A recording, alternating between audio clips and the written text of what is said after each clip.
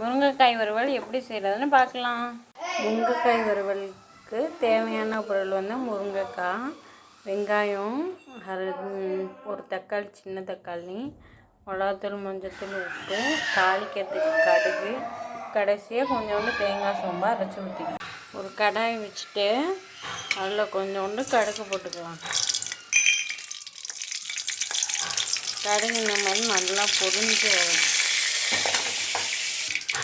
இந்த மாதிரி கடுகு நல்லா பொரிஞ்சு வந்துட்டும் மிச்ச வெங்காயம் தக்காளியாக போடணும்.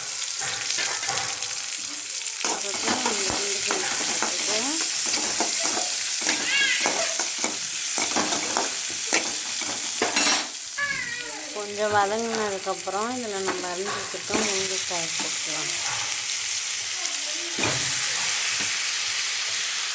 முருங்கைக்காய் போட்டு கிண்டிக்கலாம்.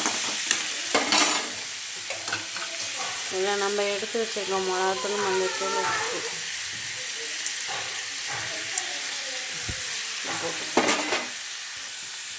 எல்லாம் போட்டதுக்கப்புறம் இதில் தண்ணி ஊற்றி தேவையான அளவு தண்ணி ஊற்றி நல்லா வேக விட்டுக்கலாம்.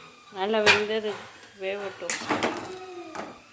முருங்கைக்காய் பாருங்கள், இந்த மாதிரி நல்லா வெந்துருச்சு. இதில் நம்ம அரைச்சி வச்சுருக்கோம்ல தேங்காய், அதையும் ஊற்றிக்கலாம். ஊற்றி நல்லா கிண்டி இது தண்ணி கொஞ்சம் நல்லா சுண்டட்டும். பாருங்கள், தண்ணி நல்லா சுண்டிடுச்சு. முருங்கைக்காய் வறுவல் ரெடி.